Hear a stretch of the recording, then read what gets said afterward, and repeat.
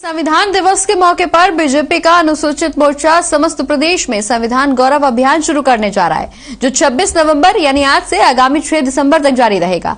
बता दें कि इस मुद्दे पर हमारे संवाददाता रवि चंदेल ने बीजेपी के मीडिया प्रमुख डॉक्टर संजय शर्मा से कुछ खास बातचीत की। क्या कुछ कहा उन्होंने इस दौरान, आइए आपको सुनवाते हैं। संविधान दिवस के उपलक्ष्य पर भारतीय जनता पार्टी का अनुसूचित मोर्चा संविधान गौरव अभियान शुरू करने जा रहा है। यह अभियान 26 नवंबर से शुरू होकर आगामी 6 दिसंबर तक चलेगा। इसी विषय पर विस्तार से चर्चा करने के लिए हमारे साथ मौजूद हैं बीजेपी के मीडिया प्रमुख डॉक्टर संजय शर्मा। सबसे पहले तो बहुत बहुत स्वागत है सर आपका हर खबर हरियाणा में। धन्यवाद रवि जी। सर ये बताएं कि क्या कुछ खास रहने वाला है इस संविधान गौरव अभियान के अंदर, किस तरीके से इसे सेलिब्रेट किया जाएगा, क्या कुछ इसकी बेसिक की हाईलाइट्स रहेंगी? देखिए रवि जी, भारतीय जो इतिहास है उसके अंदर 1950 में हमारा संविधान लागू हुआ 26 जनवरी को, लेकिन जो संविधान दिवस है वो 26 नवंबर है। 1949 26 नवंबर को हमारा संविधान बनकर तैयार हो गया, उसकी मान्यता हो गई। और इस संविधान के जो मुख्य निर्माता थे वो बाबा साहब भीमराव अंबेडकर जी थे। हम ऐसा मानते हैं कि मुख्य जो उसमें चीज़ें शामिल की गई उनके सुझाव से या उनके नेतृत्व में ही वो सब शामिल की गई। 6 दिसंबर उनका निर्वाण दिवस होता है, तो इसलिए भारतीय जनता पार्टी ने ये सोचा है कि डॉक्टर भीमराव अंबेडकर जी का जो संविधान है उसको हम पूरे प्रदेश के अंदर जगह जगह पर जाकर के इस संविधान की क्या क्या चीजें हैं और डॉक्टर भीमराव अंबेडकर जी की इस देश के प्रति क्या सोच थी उसको हम लोगों के बीच में लेकर के जाएं। जो हमारा संविधान है दुनिया में सबसे अच्छा संविधान है, जो भारत का लोकतंत्र है दुनिया में सबसे अच्छा लोकतंत्र है और वो हमारे संविधान के कारण से ही है।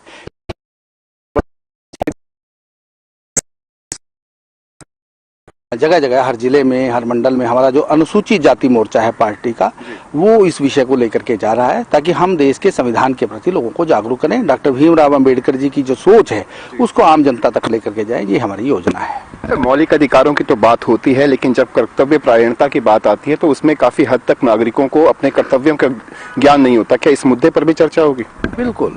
असल में क्या है, हर व्यक्ति ये मानता है कि मुझे मेरा अधिकार मिलना चाहिए, लेकिन उसका देश के प्रति क्या कर्तव्य है, समाज के प्रति क्या कर्तव्य है, उसको हमें क्या करना है, सोशली उसको क्या करना है। तो दोनों चीजों का तालमेल कि हमें अपने अधिकारों का मांगना तो वो हमारा जायज बनता है, संविधान के हिसाब से जो हमारी अधिकार हैं उसको मांगना है, लेकिन देश और समाज के प्रति व्यक्ति का कर्तव्य क्या है उसके लिए भी जागरूक करना। क्योंकि भारतीय जनता पार्टी की सोच है कि सामाजिक योगदान के बिना कोई भी देश तरक्की नहीं कर सकता।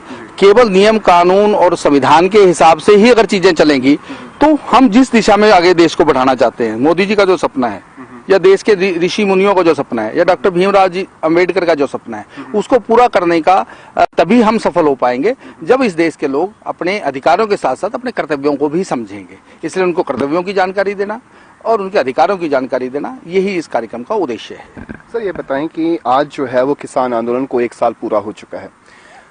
बहुत संख्या में किसान जो हैं दिल्ली के बॉर्डर पर एक बार फिर से रवाना हो रहे हैं। हालांकि प्रधानमंत्री नरेंद्र मोदी द्वारा ये ऐलान किया जा चुका है और बाकायदा केंद्रीय मंत्रिमंडल की बैठक में भी इन कृषि कानूनों के बिलों को वापस लेने की मंजूरी मिल चुकी है। किस तरीके से देखते हैं, क्या कहना चाहेंगे, क्या प्रतिक्रिया आपकी? देखिए, जिस उद्देश्य को लेकर के कुछ किसान जत्थेबंदियां, किसान आंदोलनकारी जो आंदोलन कर रहे थे, मुझे लगता है उसका अब औचित्य नहीं रहा।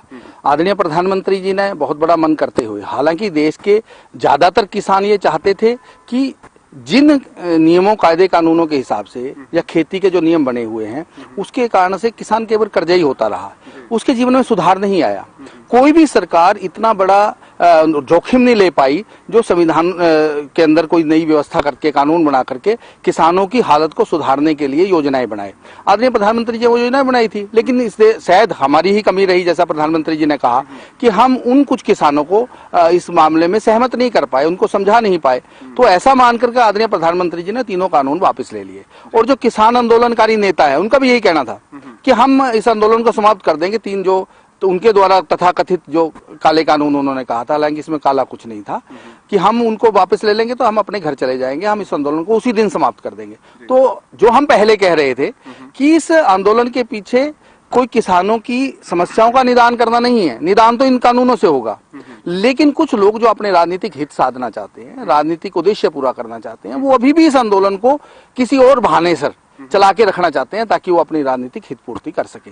तो मेरा फिर आपके चैनल के माध्यम से उन सब किसान आंदोलनकारी जो नेता हैं उनसे प्रार्थना है कि आपकी मांग को मान लिया है आदरणीय प्रधानमंत्री जी ने। अब इसको आंदोलन को आगे चलाने का कोई चिंता नहीं, जनता भी इस बात को जानती है, तो इसको समाप्त कर देना चाहिए। सर, तो ये थे हमारे साथ बीजेपी के मीडिया प्रमुख डॉक्टर संजय शर्मा, जिन्होंने साफ शब्दों में कहा कि प्रधानमंत्री नरेंद्र मोदी द्वारा कृषि कानूनों के वापस लिए जाने के बाद किसानों को भी देश के प्रधानमंत्री पर भरोसा जताकर किसान आंदोलन वापस ले लेना चाहिए।